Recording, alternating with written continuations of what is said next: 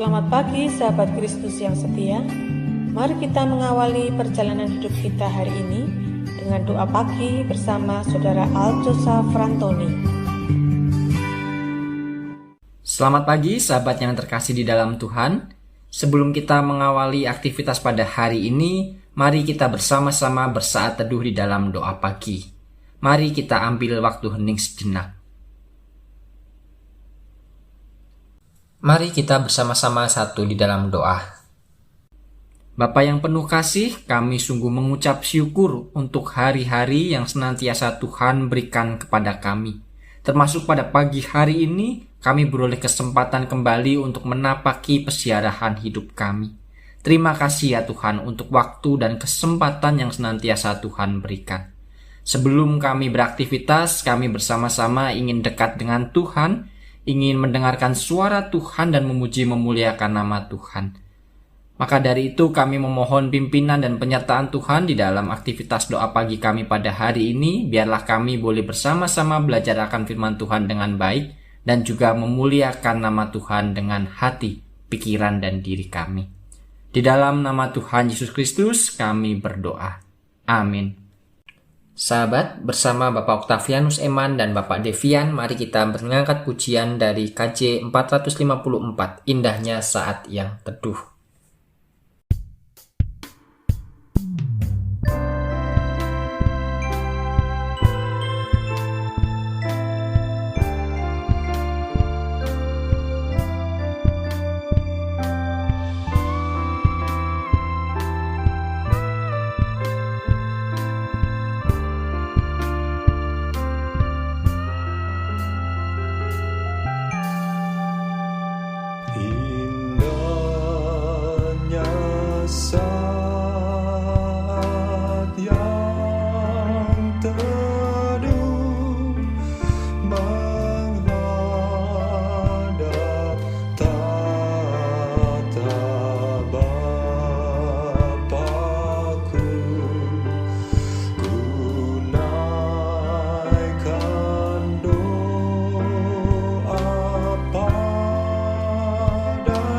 Gembira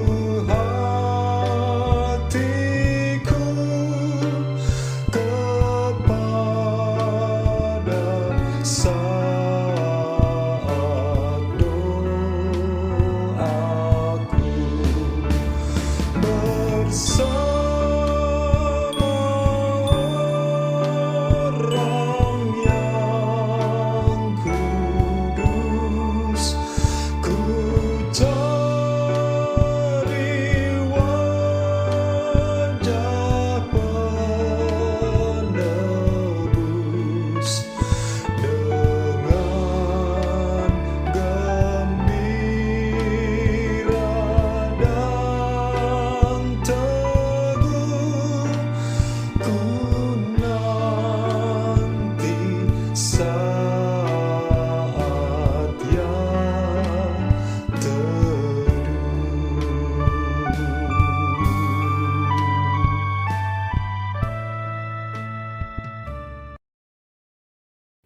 Firman Tuhan yang akan kita renungkan pada pagi hari ini diambil dari Galatia pasal 5 ayat yang ke-13.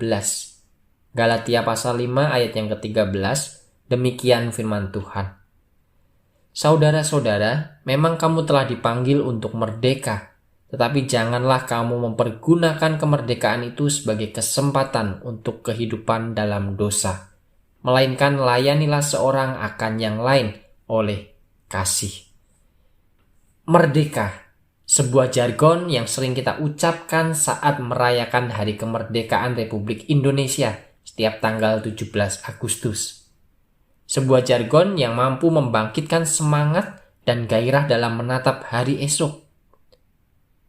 Tentu kita semua sudah tahu bahwa kata merdeka tidak terlepas dari arti kebebasan dari penjajahan. Begitulah konteks jargon merdeka lahir. Indonesia yang bertahun-tahun lamanya hidup dalam penindasan dan penjajahan bangsa-bangsa lain, pada akhirnya mampu membebaskan diri dan menjalani kehidupan berbangsa dan bernegaranya tanpa intervensi dari bangsa lain. Inilah yang kita nikmati dan rasakan sekarang, sahabat, yang patut kita syukuri bersama.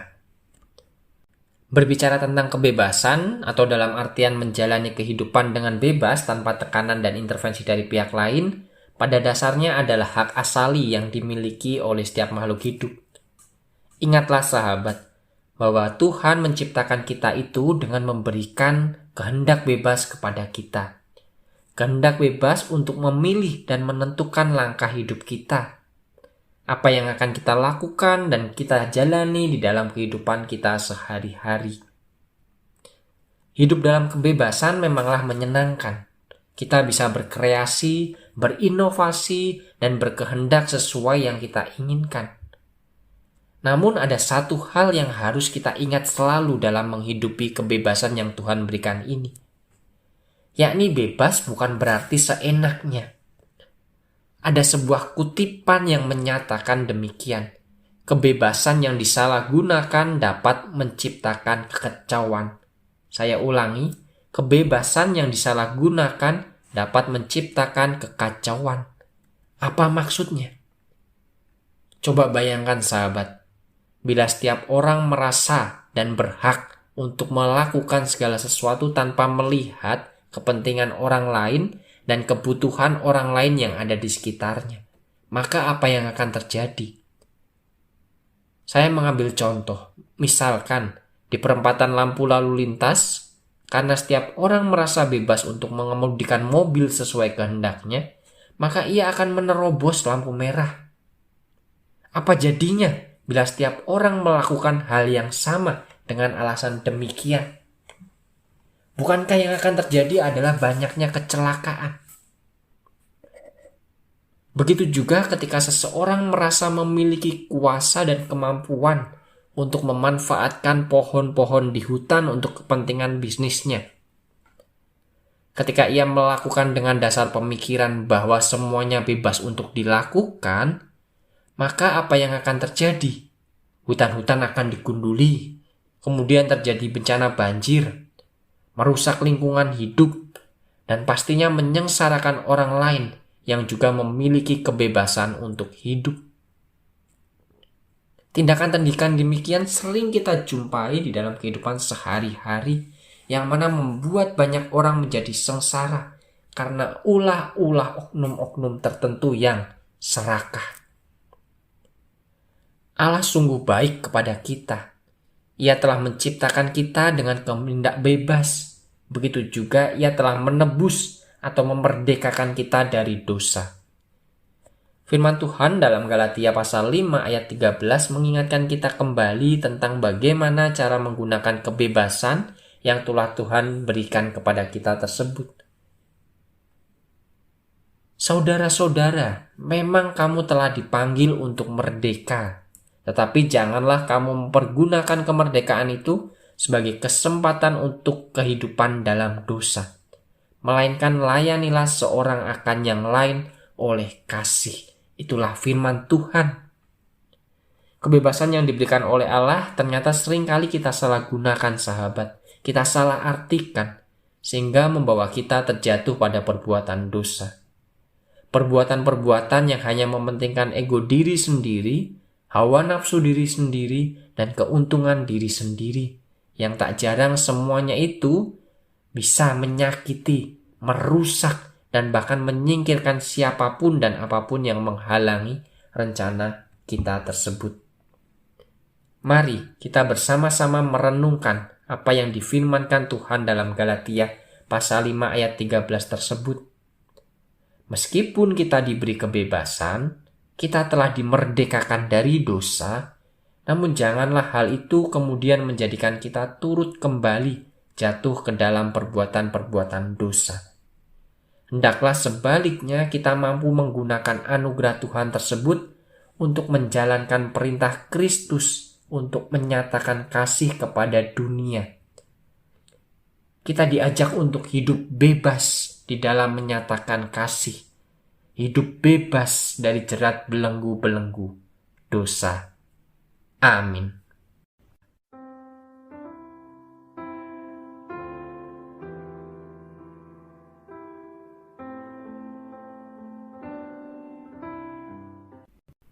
Mari sahabat kita bersama satu di dalam doa. Tuhan, kami bersyukur dan berterima kasih. Sebagai rakyat Indonesia, Engkau memberikan kepada kami kemerdekaan dan kebebasan dari berbagai macam penjajahan yang pernah kami alami.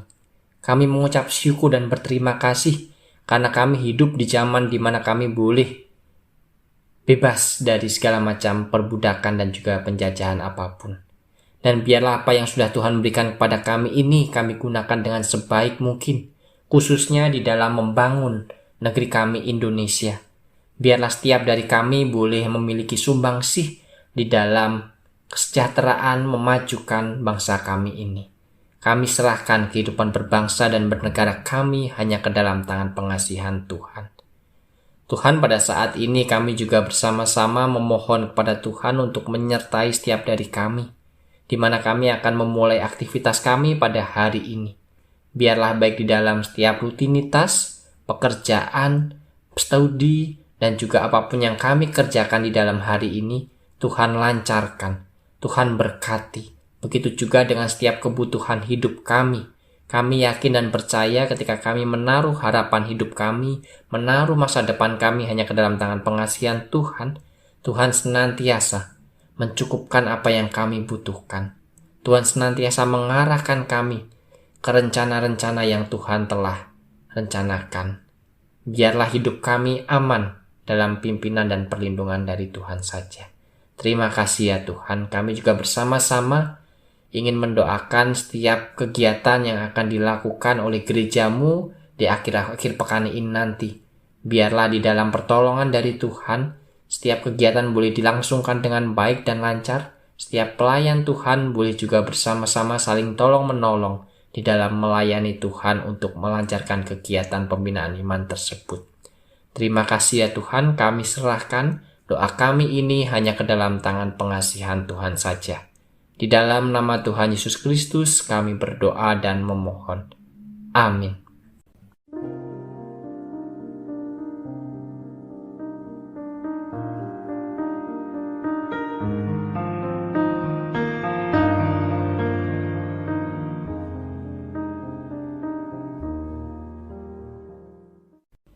Sahabat, doa pagi kita telah usai. Selamat beraktivitas, semoga kita tetap diberi kesehatan dan tetap dalam penyertaan Tuhan.